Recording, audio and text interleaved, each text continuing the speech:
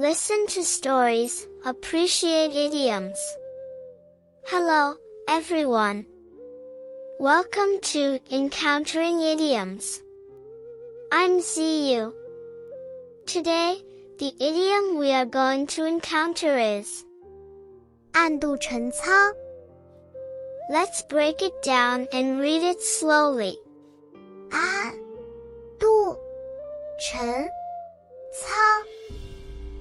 暗度陈仓. 暗度陈仓 and means secretly or in secret. Do, the same as the word of do, means to pass through or occupy. Chen Cang is a place name located in the east of Baoji City, Shaanxi Province. The literal meaning of this idiom is that one secretly and stealthily occupied Chen Cang. It is more commonly used to describe a strategy or tactic where one deceives their opponent through overt activities, while carrying out other hidden activities in secret, in order to achieve victory in battle. The origin of this idiom can be traced back to Shangzhong Xian's 弃婴部 during the Yuan dynasty. The original text says, 孤家用韩信之计，明修栈道，暗度陈仓，攻完三秦，截取五国. The meaning is that I have used the strategy of Han Xin, by openly repairing the mountain roads, secretly passing through Chen Cang, then attacking and capturing the 3 Qins, and finally seizing the wealth of the 5 kingdoms. The story goes like this. After the overthrow of the Qin dynasty, Xiang Yu, Liu Bang, and other generals who participated in the rebellion against the Qin dynasty gathered to discuss how to divide the country after their victory. At that time, Xiang Yu's army was the strongest. He hoped to unify the country someday and become the emperor. Therefore, he advocated dividing the land and each becoming a king, while secretly planning how to eliminate others one by one in the future. Xiang Yu was not worried about other generals, but he was particularly uneasy about Liu Bang. He knew that Liu Bang was the most difficult to deal with. At the beginning, they had agreed that whoever captured the Qin dynasty capital of Xianyang first would be the king of Guangzhou. However, it turned out that Liu Bang was the first to enter Xianyang. Guangzhou was the capital region of the Qin dynasty, which not only had abundant resources but also had strong military engineering. Xiang Yu did not want Liu Bang to become the king of Guangzhou, but he also did not want him to return to his hometown. So he gave Liu Bang the remote Nanjing of Hanzhong and made it the capital, hoping to drive Liu Bang to a remote mountainous area.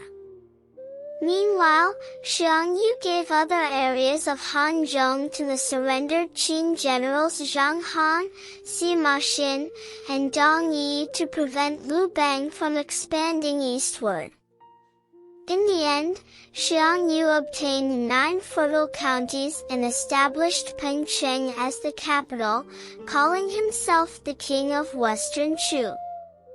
Liu Bang also had ambitions of becoming emperor, and he was very dissatisfied.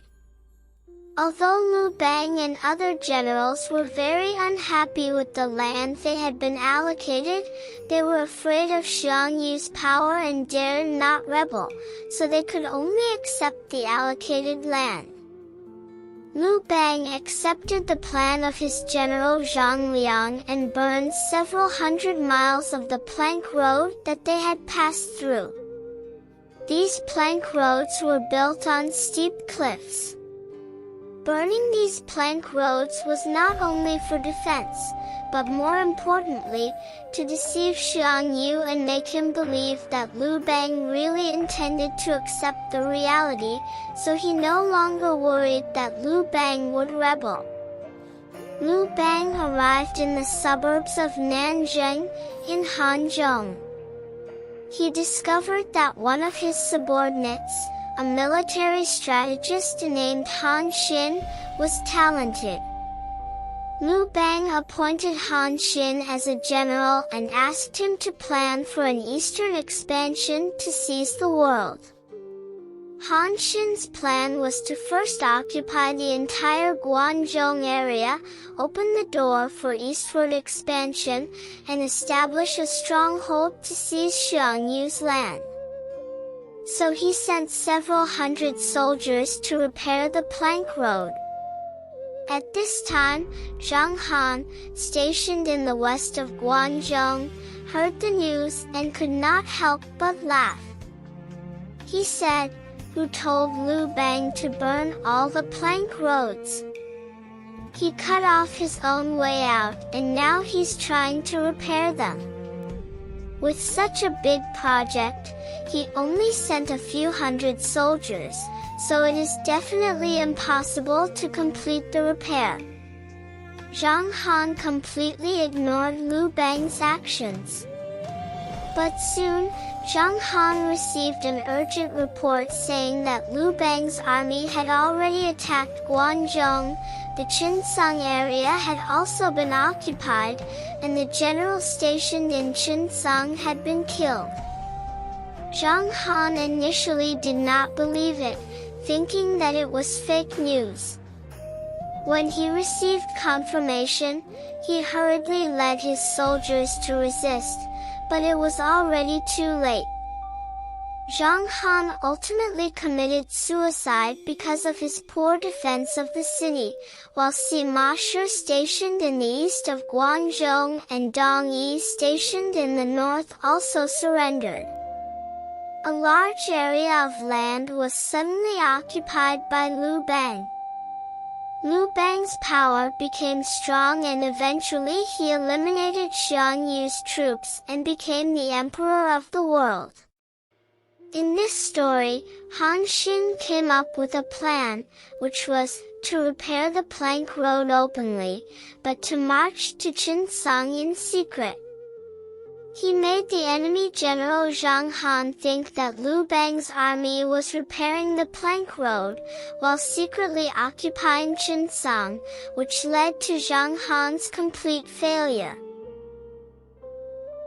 There's another story about 诸葛亮 a military strategist in the Western Han Dynasty. In the year 208 AD, 诸葛亮 was the advisor to Liu Bei.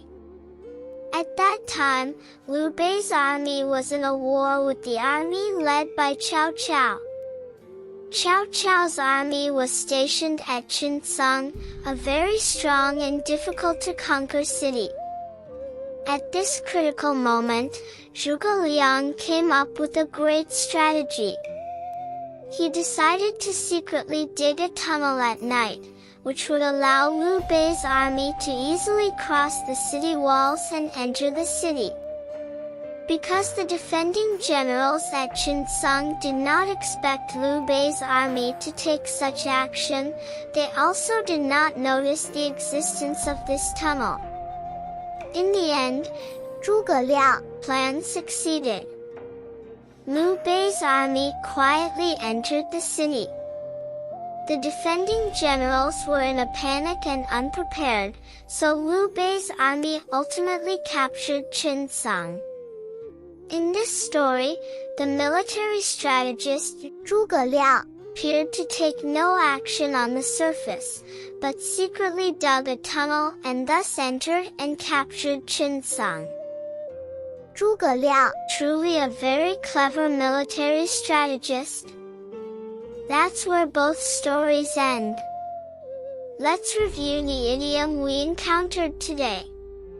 暗度陈仓暗度陈仓